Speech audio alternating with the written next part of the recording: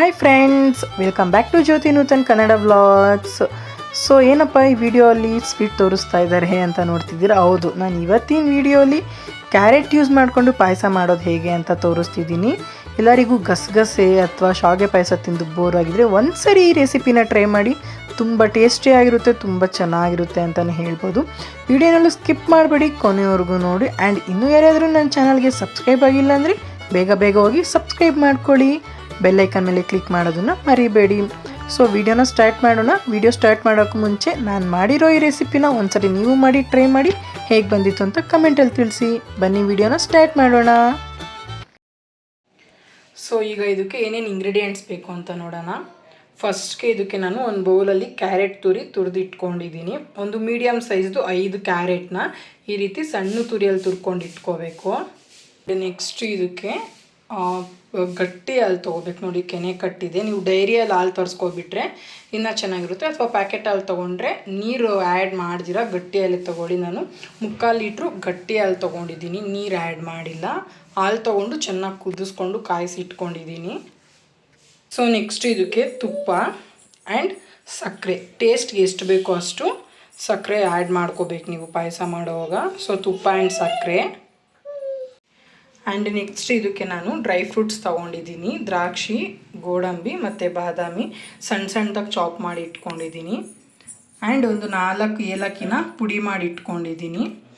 And ನಾವು ಪಾಯಸ ಮಾಡೋಕ್ಕೆ ಮೊದಲೇ ಒಂದು 10 ಮಿನಿಟ್ಸ್ ನಾವು ಗೋಡಂಬಿ, ಒಂದು 10ರಿಂದ 15 ಗೋಡಂಬಿನ ನೀರಲ್ಲಿ ಈ ರೀತಿ ನೆನೆ ಹಾಕಿ ಇಟ್ಕೋಬೇಕು. ಇದನ್ನು ನಾವು ಪೇಸ್ಟ್ ಮಾಡ್ಕೋಬೇಕಾಗುತ್ತೆ ನೀಟಾಗಿ. ಸೊ ಇದಿಷ್ಟು ನಾವು ಕ್ಯಾರೆಟ್ ಪಾಯಸ ಮಾಡೋದಕ್ಕೆ ಬೇಕಾಗಿರೋವಂಥ ಇಂಗ್ರೀಡಿಯೆಂಟ್ಸು. ಸೊ ಈಗ ನಾನು ಪಾಯಸ ಮಾಡೋದು ಹೇಗೆ ಅಂತ ಹೇಳ್ಕೊಡ್ತೀನಿ. ಇನ್ನೂ ಯಾರಾದರೂ ನನ್ನ ಚಾನಲ್ ಸಬ್ಸ್ಕ್ರೈಬ್ ಆಗಿಲ್ಲ ಅಂದರೆ ಸಬ್ಸ್ಕ್ರೈಬ್ ಮಾಡ್ಕೊಳ್ಳಿ, ಬೆಲ್ಲೈಕನ್ ಮೇಲೆ ಕ್ಲಿಕ್ ಮಾಡಿ. ಸೊ ವಿಡಿಯೋ ಸ್ಟಾರ್ಟ್ ಮಾಡೋಕ್ಕೆ ಮುಂಚೆ ನಾನು ಆಗಲೇ ಏನು ತೋರಿಸಿದ್ನಲ್ಲ ನಿಮಗೆ, ಗೋಡಂಬಿ ನೀರಲ್ಲಿ ನೆನೆಸಿಟ್ಕೊಂಡಿರಬೇಕು ಅಂತ, ಅದನ್ನು ಈ ರೀತಿ ಪೇಸ್ಟ್ ಮಾಡ್ಕೊಳ್ಳಿ. ಆ ನೀರು ಸಮೇತ ಪೇಸ್ಟ್ ಮಾಡ್ಕೋಬೇಕು. ಸೊ ಈಗ ಕ್ಯಾರೆಟ್ ಪಾಯಸ ಹೇಗೆ ಮಾಡೋದಂತ ತೋರಿಸ್ಕೊಡ್ತಾ ಹೋಗ್ತೀನಿ. ಸ್ಟೆಪ್ ಬೈ ಸ್ಟೆಪ್ ನೀವು ವಿಡಿಯೋನೆಲ್ಲೂ ಸ್ಕಿಪ್ ಮಾಡ್ದಿರಾ ನೋಡ್ತಾ ಹೋಗಿ. ತುಂಬ ಟೇಸ್ಟಿಯಾಗಿರುತ್ತೆ ಇದು. ಸೊ ಸ್ಟಾರ್ಟಿಂಗ್ ಒಂದು 3 ಟೇಬಲ್ ಸ್ಪೂನ್ ತುಪ್ಪ ಆ್ಯಡ್ ಮಾಡ್ಕೋಬೇಕು. ಆ ತುಪ್ಪ ಮೀಡಿಯಮ್ ಬಿಸಿ ಮಾಡ್ಕೋಬೇಕು. ಸೊ ತುಪ್ಪ ಬಿಸಿ ಆದಮೇಲೆ ನಾವು ಡ್ರೈ ಫ್ರೂಟ್ಸ್ ಏನು ತೊಗೊಂಡಿರ್ತೀವಲ್ಲ, ಫ್ಲೇಮ್ ಸಣ್ಣ ಮಾಡಿಕೊಂಡು ಗೋಡಂಬಿ ಮತ್ತು ಬಾದಾಮಿ ಎರಡೂ ಒಟ್ಟಿಗೆ ನಾವು ತುಪ್ಪದಲ್ಲಿ ಫ್ರೈ ಮಾಡ್ಕೋಬೇಕು. ತುಂಬ ಬ್ರೌನ್ ಮಾಡಲಿಕ್ಕೆ ಹೋಗಬೇಡಿ, ಎಲ್ಲ ಟ್ರಾನ್ಸ್ಫರ್ ಮಾಡ್ಕೊಳ್ಳೋಣ.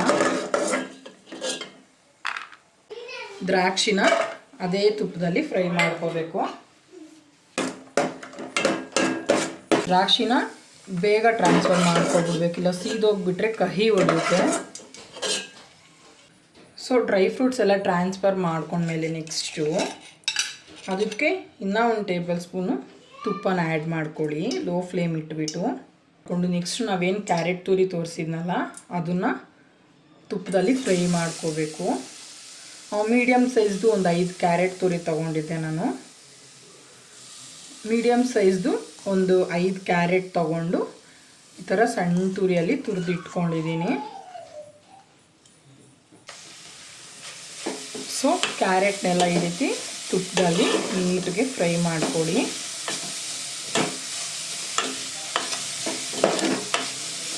ಕ್ಯಾರೆಟ್ ಎಲ್ಲ ಅದು ಹಸಿ ಸ್ಮೆಲ್ ಹೋಗಿ ನಿಮಗೆ ಅದೊಂದು ತುಪ್ಪದ ಘಮ ಬರುತ್ತೆ. ಆ್ಯಂಡ್ ಇದು ಕಲರ್ ಸಹ ಸ್ವಲ್ಪ ಚೇಂಜ್ ಆಗುತ್ತೆ. ಅಲ್ಲಿವರೆಗೂ ಇದನ್ನು ಒಂದು 5 ಮಿನಿಟ್ಸ್ ನಾವು ಫ್ರೈ ಮಾಡ್ಕೋಬೇಕು. ಸೊ ನೋಡಿ, ಈ ರೀತಿ ಕಲರ್ ಚೇಂಜ್ ಆಗಬೇಕು. ಆ್ಯಂಡ್ ನಾವು ಕ್ಯಾರೆಟ್ ತುರಿ ಆ್ಯಡ್ ಮಾಡಿದಾಗ ತುಂಬ ಕ್ಯಾರೆಟ್ ತುರಿ ಇದೆ, ಜಾಸ್ತಿ ಇದೆ ಅನ್ನೋ ಥರ ಕಾಣ್ತಿರುತ್ತೆ. ಇವಾಗ ನೋಡಿ, ಅದೆಲ್ಲ ಒಂದು ಸ್ವಲ್ಪ ತುಪ್ಪದಲ್ಲಿ ಫ್ರೈ ಆಗಿ ಕಮ್ಮಿ ಕ್ಯಾರೆಟ್ ತುರಿ ಆಗಿದೆ ಅನ್ನೋ ಥರ ಇದು ಕಾಣ್ತಿದೆ. ಆ್ಯಂಡ್ ಕಲರ್ ಸಹ ಚೇಂಜ್ ಆಗಿದೆ, ಹಸಿ ಸ್ಮೆಲ್ ಸಹ ಹೋಗಿದೆ. ಸೊ ಈ ಹದಕ್ಕೆ ಬರೋವರೆಗೂ ನೀವು ಮೀಡಿಯಮ್ ಫ್ಲೇಮ್ ಇಟ್ಕೊಂಡು ಈ ರೀತಿ ಫ್ರೈ ಮಾಡ್ಕೋಬೇಕಾಗುತ್ತೆ. ಸೊ ಇವಾಗ ಇದಕ್ಕೆ ನಾವು ಸಕ್ಕರೆನ ಈ ರೀತಿ ಹದವಾಗಿ ಫ್ರೈ ಆಗಿದ್ದಾದಮೇಲೆ ಸಕ್ಕರೆನ ಆ್ಯಡ್ ಮಾಡ್ಕೊಳ್ಳೋಣ. ರುಚಿಗೆ ತಕ್ಕನಷ್ಟು, ನಿಮ್ಮ ಮನೇಲಿ ಶುಗರ್ ಜಾಸ್ತಿ ತಿಂದರೆ ಜಾಸ್ತಿ, ಕಮ್ಮಿ ತಿಂದರೆ ಕಮ್ಮಿ, ಆ ರೀತಿ ಹದ ನೋಡಿಕೊಂಡು ನೀವು ಎಷ್ಟು ಬೇಕೋ ಅಷ್ಟನ್ನು ಆ್ಯಡ್ ಮಾಡ್ಕೊಳ್ಳಿ. ಸೊ ಇದಕ್ಕೆ ಇವಾಗ ಕ್ಯಾರೆಟ್ಗೆ ಸಕ್ಕರೆ ಹಾಕ್ಕೊಂಡು ಎರಡು ಈ ರೀತಿ ಫ್ರೈ ಮಾಡ್ಕೋಬೇಕು. ಸಕ್ಕರೆ ಕರ್ಗೋವರೆಗೂ ಈ ರೀತಿ ಫ್ರೈ ಮಾಡಬೇಕಷ್ಟೇ, ಒಂದು 2 ಮಿನಿಟ್ಸ್ ಅಂದ್ಕೊಳ್ಳಿ. ನೋಡಿ, ಸಕ್ಕರೆ ಎಲ್ಲ ಕರಗಿದೆ. ಇದು ಲೈಕ್ ಹಲ್ವಾ ಥರ ಅನಿಸ್ತಿರುತ್ತೆ, ಬಟ್ ಹಲ್ವಾ ಥರ ಅಲ್ಲ, ಇದು ಪಾಯಸ ಮಾಡ್ತಿರೋದು ಕ್ಯಾರೆಟಲ್ಲಿ. ತುಂಬ ಚೆನ್ನಾಗಿರುತ್ತೆ. ಸೊ ಈ ಸ್ಟೇಜಲ್ಲಿ ನಾವು ಲೋ ಫ್ಲೇಮ್ ಮಾಡಿ ಹಾಲು, ನಾನು ಗಟ್ಟಿಯಲ್ಲಿ ತೋರಿಸಿದೆ ನೋಡಿ, ನೀವು ಗಟ್ಟಿಯಲ್ಲಿ ಹಾಕ್ಕೊಳೋದ್ರಿಂದ ನಿಮಗೆ ಪಾಯಸ ಅನ್ನೋದು ಕ್ರೀಮಿ ಟೆಕ್ಸ್ಚರ್ ಕೊಡುತ್ತೆ. ನೀವು ನೀರಲ್ಲಿ ಹಾಕೋಬಿಟ್ರೆ ಅದು ಆ ರುಚಿನೇ ಕೊಡೋದಿಲ್ಲ. ನೋಡಿಕೊಂಡು ನಿಮಗೆ ಪಾಯಸ ಎಷ್ಟು ಬೇಕು ಅನ್ನೋದನ್ನ ನೋಡಿಕೊಂಡು ನೀವು ಹಾಲು ಆ್ಯಡ್ ಮಾಡ್ಕೊಳ್ಳಿ. ಆದಷ್ಟು ಗಟ್ಟಿ ಹಾಲೇ ಹಾಕ್ಕೊಳ್ಳಿ. ನಾನಿಲ್ಲಿ 3/4 ಲೀಟ್ರ್ ಹಾಲನ್ನ ಗಟ್ಟಿ ಹಾಲು ತೊಗೊಂಡಿದ್ದೀನಿ. ಸೊ ಅದು ಮಿಕ್ಸ್ ಮಾಡ್ತಾ ಮಾಡ್ತಾ ಮಾಡ್ತಾ ಹಾಕ್ಕೊಳ್ಳಿ. ಈಗ ನೀವು ಹಾಲು ಹಾಕಿದ್ಮೇಲೆ ಹೈ ಫ್ಲೇಮ್ ಇಟ್ಕೋಬೇಕು. ನೋಡಿ ಆಲ್ರೆಡಿ ಎಷ್ಟು ಕಲರ್ಫುಲ್ಲಾಗಿದೆ ಅಲ್ಲ, ನೋಡ್ತಿದ್ರೆ ಬಾಯಲ್ಲಿ ನೀರು ಬರ್ತಿದೆ, ಅಷ್ಟು ಚೆನ್ನಾಗಿದೆ. ಸೊ ಈ ರೀತಿ ಮಿಕ್ಸ್ ಮಾಡ್ಕೋಬೇಕು. ಈ ರೀತಿ ಏನು ಕಾಣ್ತಿದೆ, ಇದೊಂದು ಅರ್ಧ ಭಾಗ ಬೆಂದಿದೆ ಅಷ್ಟೇ ಕ್ಯಾರೆಟ್ ತುರಿ. ಇದು ಹಾಲು ಜೊತೆಗೆ ಇನ್ನೂ ಬೇಯುತ್ತೆ. ಸೊ ಈ ರೀತಿ ನೀಟಾಗಿ ಮಿಕ್ಸ್ ಮಾಡ್ಕೋಬೇಕು. ಸೊ ನೋಡಿ ಕುದಿ ಸ್ಟಾರ್ಟ್ ಆಗಿದೆ. ಈಗ ನೀವು ಫ್ಲೇಮ್ ಸಣ್ಣ ಇಟ್ಕೋಬೇಕು, ಬಿಕಾಸ್ ಇದು ಹಾಲು ಹಾಕಿ ಮಾಡ್ತಿರೋದ್ರಿಂದ ಉಕ್ಕೋ ಸಾಧ್ಯತೆ ಇರುತ್ತೆ. ಚೆನ್ನಾಗಿ ಕುದಿಸ್ಬೇಕು ನಾವು ಇದನ್ನು.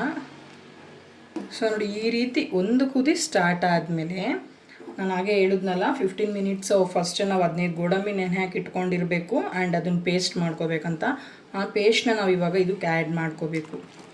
ಇದು ನಾವು ಏನಕ್ಕೆ ಆ್ಯಡ್ ಮಾಡ್ಕೋಬೇಕು ಅಂತಂದರೆ, ತುಂಬ ಕ್ರೀಮಿ ಟೆಕ್ಸ್ಚರ್ ಕೊಡುತ್ತೆ. ಇದೊಂದು ಕ್ರೀಮಿ ಟೆಕ್ಸ್ಚರ್ ಕೊಡುತ್ತೆ ಆ್ಯಂಡ್ ಇದು ಪಾಯಸ ಗಟ್ಟಿ ಬರೋದಕ್ಕೆ ಹೆಲ್ಪ್ ಮಾಡುತ್ತೆ. ರುಚಿ ಅಂತೂ ತುಂಬ ಅದ್ಭುತವಾಗಿ ಕೊಡುತ್ತೆ. ಸೊ ಹಾಗಾಗಿ ನಾವು ಇದು ಒಂದು ಕುದಿ ಸ್ಟಾರ್ಟ್ ಆದಮೇಲೆ ಅದು ಗೋಡಂಬಿದು ಪೇಸ್ಟ್ ಅಥವಾ ಗೋಡಂಬಿ ಹಾಲು ಏನಿರುತ್ತೆ ನೀರು ಹಾಕ್ಕೊಂಡೇ ರುಬ್ಕೋಬೇಕು, ಗಟ್ಟಿ ಪೇಸ್ಟ್ ಏನು ಅವಶ್ಯಕತೆ ಇಲ್ಲ. ಸೊ ಅದನ್ನು ಆ್ಯಡ್ ಮಾಡಿಕೊಂಡು ನೀಟ್ಗೆ ಮಿಕ್ಸ್ ಮಾಡ್ಕೋಬೇಕು. ಆ್ಯಂಡ್ ಈ ಸ್ಟೇಜಲ್ಲಿ ನೀವು ಸಿಹಿ ಸಾಲುತ್ತಾ ಹದವಾಗಿದೆಯಾ ಅನ್ನೋದನ್ನು ಚೆಕ್ ಮಾಡ್ಕೋಬೇಕಾಗುತ್ತೆ. ಸೊ ಈ ರೀತಿ ನೀಟಾಗಿ ಮಿಕ್ಸ್ ಮಾಡಿ ಲೋ ಫ್ಲೇಮಲ್ಲಿ ಇದನ್ನು ಒಂದು 5 ರಿಂದ 10 ನಿಮಿಷ ಕುದಿಸ್ಕೋಬೇಕಾಗುತ್ತೆ. ಏಲಕ್ಕಿ ಪೌಡರ್ ಏನು ತೋರಿಸಿದ್ನಲ್ಲ ಅದನ್ನು ಆ್ಯಡ್ ಮಾಡ್ಕೋಬೇಕು. ಸೊ ನೋಡಿ ಆಲ್ರೆಡಿ ಒಂದು ಸ್ವಲ್ಪ ಥಿಕ್ನೆಸ್ ಬಂದಿದೆ. ಸೊ ಇದು ಕುದೀತಾ ಕುದೀತಾ ಆ್ಯಂಡ್ ಆಫ್ ಮಾಡಿ ಸ್ವಲ್ಪ ತಣ್ಣಗಾಗುತ್ತಲ್ಲ, ಯಾವುದೇ ಪಾಯಸ ಆಗಲಿ ಆಫ್ ಮಾಡಿ ಸ್ವಲ್ಪ ತಣ್ಣಗಾದ್ಮೇಲೆ ಟೆಕ್ಸ್ಚರ್ ಇನ್ನೂ ಗಟ್ಟಿ ಬರುತ್ತೆ. ನೀವು ಒಂದು ಸರಿ ಮನೇಲಿ ಟ್ರೈ ಮಾಡಿ, ತುಂಬ ಇಷ್ಟಪಡ್ತೀರ. ಒಂದು different payasa and easy and quick sweet ಅಂತಲೇ ಹೇಳ್ಬೋದು.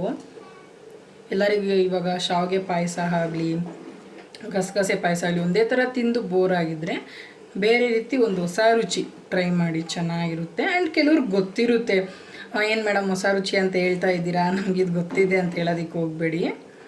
ಸೊ ಗೊತ್ತಿಲ್ಲದೆ ಇರೋರಿಗೆ ಒಂದು ಹೊಸದು ಟ್ರೈ ಮಾಡ್ದಂಗೆ ಆಗುತ್ತೆ ಆ್ಯಂಡ್ ತುಂಬ ಇಷ್ಟ ಆಗುತ್ತೆ ನಿಮಗೆ. ಸೊ ಇದು ಇನ್ನೂ ಒಂದು 5 ಮಿನಿಟ್ಸ್ ಕುದೀಲಿ ಇವಾಗ.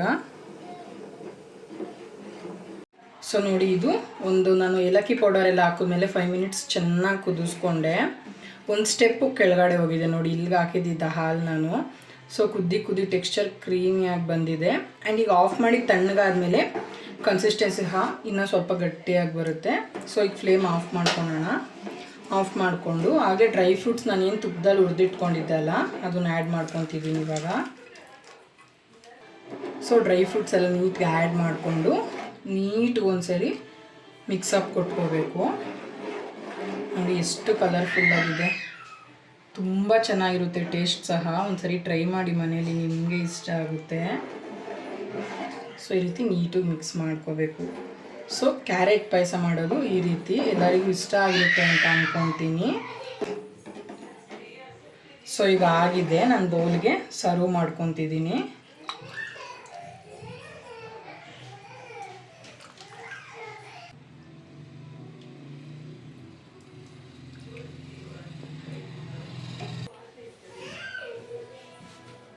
ಸೊ ನೋಡಿ ಬಿಸಿ ಬಿಸಿ ಕ್ಯಾರೆಟ್ ಪಾಯಸ ರೆಡಿಯಾಗಿದೆ. ತುಂಬ ಚೆನ್ನಾಗಿರುತ್ತೆ. ಒಂದ್ಸರಿ ಮನೇಲಿ ಟ್ರೈ ಮಾಡಿ, ನಿಮಗೂ ತುಂಬ ಇಷ್ಟ ಆಗುತ್ತೆ. ಆ್ಯಂಡ್ ಹೊಸಬ್ರಿಗಂತೂ ನಾನು ಮಾಡೋ ಕುಕಿಂಗ್ ವೀಡಿಯೋಸು ತುಂಬ ಯೂಸ್ ಆಗುತ್ತೆ ಅಂತಲೇ ಹೇಳ್ಬೋದು. ಸೊ ವೀಡಿಯೋನಲ್ಲೂ ಸ್ಕಿಪ್ ಮಾಡ್ದಿರೋ ಕೊನೆವರೆಗೂ ನೋಡಿ. ಆ್ಯಂಡ್ ನೀವು ಒಂದ್ಸರಿ ಟ್ರೈ ಮಾಡಿ, ಒಂದೇ ರೀತಿ ಪಾಯಸ ತಿಂದು ಬೋರ್ ಆಗಿದ್ರೆ ಈ ಪಾಯಸನ ಒಂದ್ಸರಿ ಟ್ರೈ ಮಾಡಿ ಅಂತ ಹೇಳ್ತಾ ಈ ವಿಡಿಯೋನ ಇಲ್ಲೇ ಎಂಡ್ ಮಾಡ್ತಾ ಇದ್ದೀನಿ. ಈ ವಿಡಿಯೋ ಇಷ್ಟ ಆಗಿದ್ರೆ ಲೈಕ್ ಮಾಡಿ, ಶೇರ್ ಮಾಡಿ, ಕಮೆಂಟ್ ಮಾಡಿ. ಆ್ಯಂಡ್ ಬೇಗ ಹೋಗಿ ನನ್ನ ಚಾನಲ್ಗೆ ಸಬ್ಸ್ಕ್ರೈಬ್ ಮಾಡ್ಕೊಳ್ಳಿ. ಸಬ್ಸ್ಕ್ರೈಬ್ ಮಾಡ್ಕೊಳೋದನ್ನು ಮರಿಬೇಡಿ. Thank you.